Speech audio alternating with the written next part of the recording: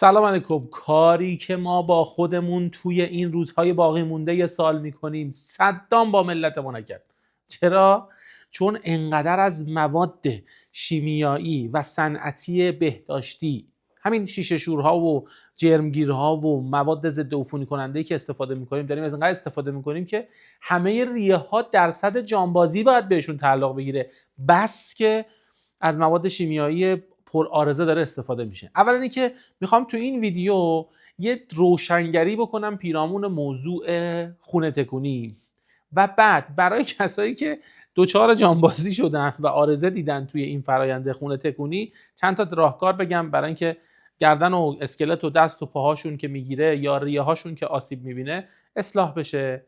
و در نهایت میخوام یک فرمول شیشه شوی طبیعی رو به شما عرض بکنم که استفاده بکنید که اقلکن حداقل شیشه شورتون یه چیزی باشه که آرزه کمتری براتون ایجاد بکنه. پس حتما همراه من تا انتها باش. ببین، من نمیدونم کجا این باب شد، کی اولین بار گفت که ما زمانی که اون ساعت و دقیقه سال تحویل قرار برسه ما باید تا اون ثانیه آخر و تا اون روزهای پایانی سال بشوریم و بسابیم و بعد دیگه با یه دلی آرام و قلبی مطمئن و بدنی داغون بشینیم پای سفره هفت‌سین که مثلا سال تحویل بشه. خب چرا ما باید این حجم از فشار رو توی چند روز یهو به بدنی که تا حالا کار نکرده و به خوش فشار نیاورده یهویی بیاریم که خونمون برای سال تحویل و برای سال نو تمیز باشه؟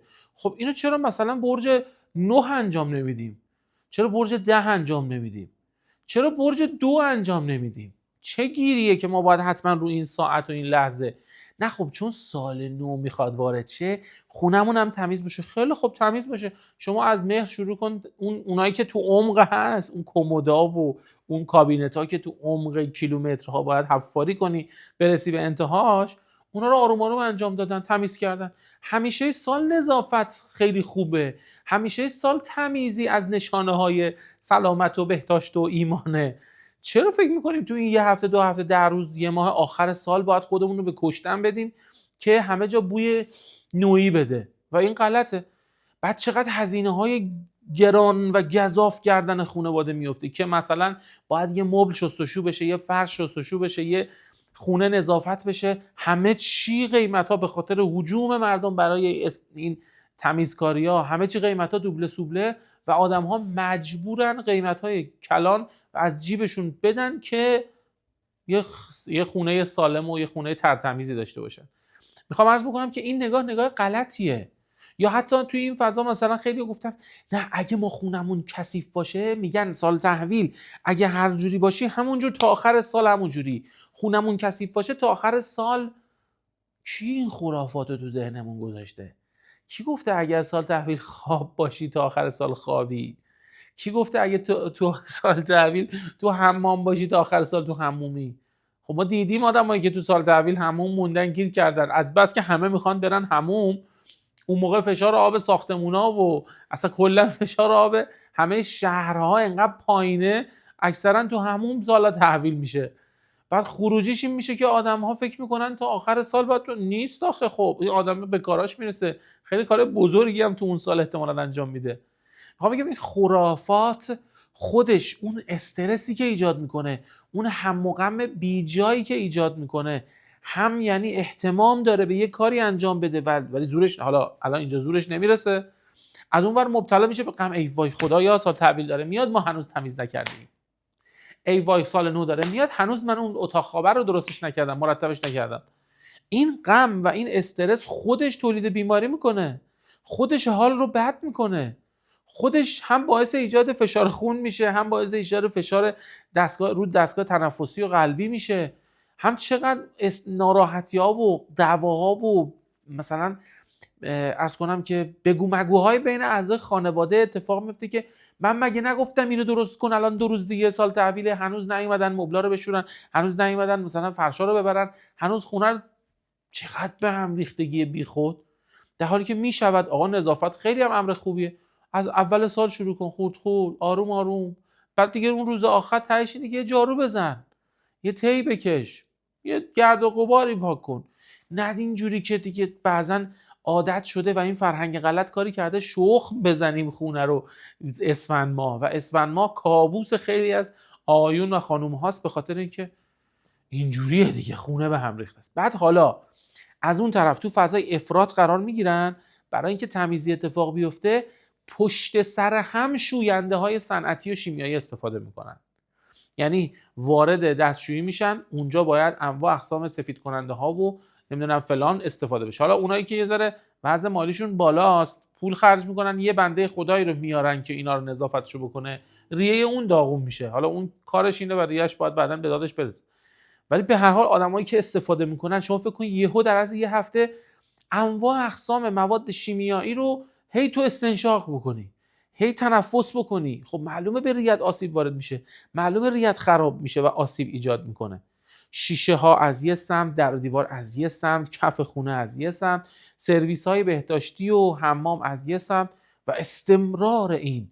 بعد انواع اقسام نمیدونم شامپو فرش ها و لوازمات شستشوی مثلا مبل و صندلی و فرش و اینا، و این خودش آسیب ریوی ایجاد میکنه. همه اینا رو ضمیمه کنید رو هم دیگه، بعد ببینید چقدر اون وقت ما با حال بد و فشردگی نفسانی و جسمانی وارد سال بعد میشیم.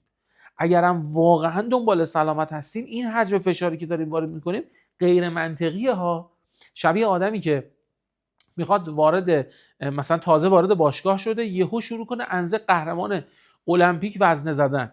خب این همون روز اول رباط صلیبی پاره میکنه، همون روز اول تاندون پاره میشه، فشار میزنه، عضلات رو نابود میکنه، تمام تا یه ماه عوارض اون یه روز باشگاهشه. و ما دقیقاً تا چند ماه و تا چند روز حتی بعضن عوارض این استرسه و به هم ریختگی و اینا رو داریم میکشیم. و اینطوریه که حداقل برای ما ده شصتیا اینطوریه که این ایام آخر سال کابوس تمیزی نظافت خونه و به هم ریختگی خونه و بعضن تو خونه جانی سفره بندازیم چون همه فرشا رو دادیم بشوریم، بعد وقتی گرفته رو زیرانداز میشینیم. مثلا اینا رو یادمه. خب دیگه این فضا رو داشتیم. این کارا رو نکنیم لطفاً و توی این فضای افراطگونه قرار نگیریم و ما یه مرحله، یه نگاه و مدل جدیدی از سبک زندگی رو ارائه بکنیم برای نسل‌های بعد، نه این سبک زندگی افراطگونه‌ای که بر پایه یه سری خرافات بسته شده. پس این نکته اول.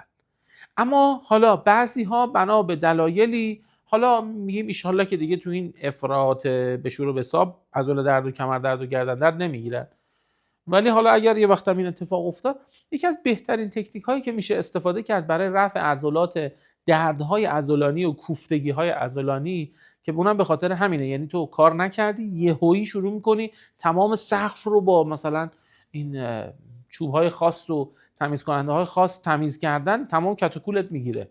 چیکار بکنی؟ روغن زیتون که معرف حضور هست، روغن زیتون تهیه کنید و یه نفری که آسیب دیده دراز میکشه، یه نفری که سالمه دستشو کامل چرب میکنه و شروع میکنه حالا اون عضوی رو، مثلا کتف، گردن، کمر رو شروع میکنه به سمت بیرون بدن ماساژ دادن. مثلا فرض کن این سطح کمره، شروع کن به سمت بیرون ماساژ دادن. اگه اینجاها کتفه، شروع کن به سمت بالا یا کنارها ماساژ دادن. ماساژ دادن هم همین، یعنی مشت و مال دادن، همین مدلی که هر کی به هر کی میرسه میخواد کمر و گردنشو ماساژ بده، خیلی چیز خاص رو سختش نکنید. بعد کامل که روغن مالی شد، کاملا قشنگ روغن مالی بکنه دستش رو و بعد روغن رو به پوست اون شخص منتقل بکنه. کامل که روغن مالی شد، حالا یا یه کیسه فریزر رو باز کنه یا بیاد از این سلفونا استفاده بکنه، یه مقدارش رو ببره و کامل بندازه روی اون عضو و عضله‌ای که دچار گرفتگی شده. آروم آروم بعد شخص لباسشو بپوشه و استراحتشو بکنه و یا به کارهای دیگه‌اش برسه. آروم آروم این کمک میکنه این روغن به وسیله این نایلون که محبوس شده جذب پوستی میشه و اون انسدادها و گرفتگی‌های عضلانی رو آروم آروم باز میکنه. خیلی خوب میتونه از عهده این اختلال و این ماجرا بر بیاد. خب یکی این موضوع، یکی هم عارضه های بوی وایتکس و بوی شوینده ها رو سعی بکنید که با بوی یه سری از عطرها و دودهای طبیعی کنترل یا مدیریتش بکنید.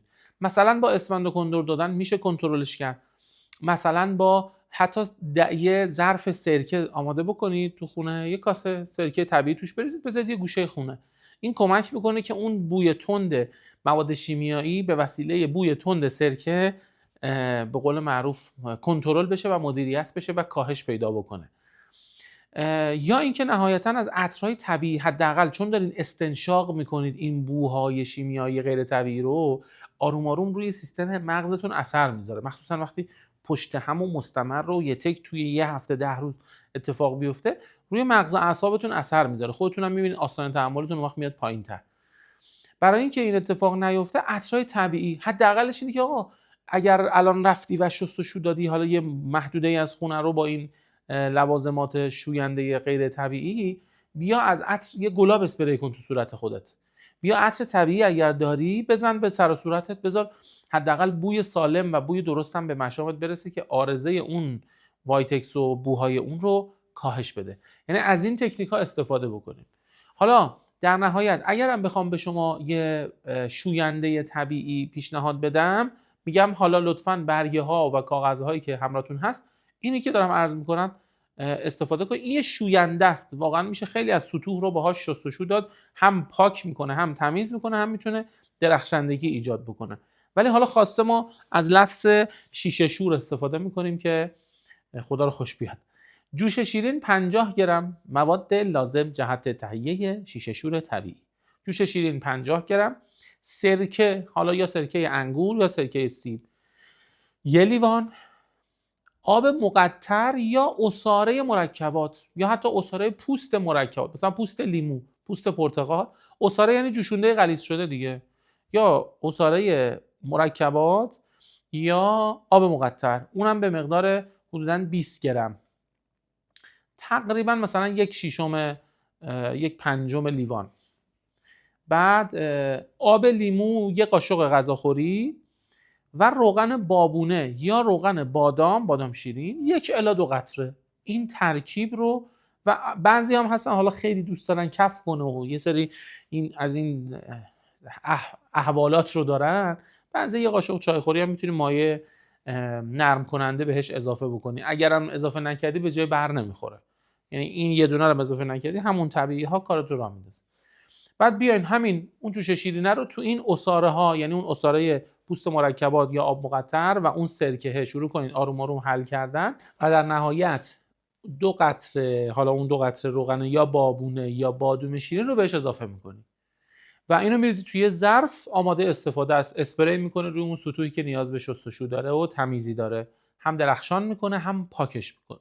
فقط یه نکته بگم، چون توش روغن داره، روغن میاد به سطح، حتما سعی بکن که قبل از اینکه میخوای استفاده بکنی تکونش بدی و بعد استفاده بکنی که کاملا اون روغنه روی همه با مخلوط بشه با همه بخشای دیگه. این هم از یه شستشو کننده طبیعی که میتونید ازش استفاده بکنی. حتما لطفاً چنل منو سابسکرایب داشته باشید و ویدیویی که در مورد اصلاح مشکلات ریوی گفتم رو ببین، چون احتمالاً شاید به درد خیلیاتون بخوره. متشکرم از اینکه وقت گذاشتید این ویدیو رو ببینید. مراقب خودتون باشین. یا علی مدد.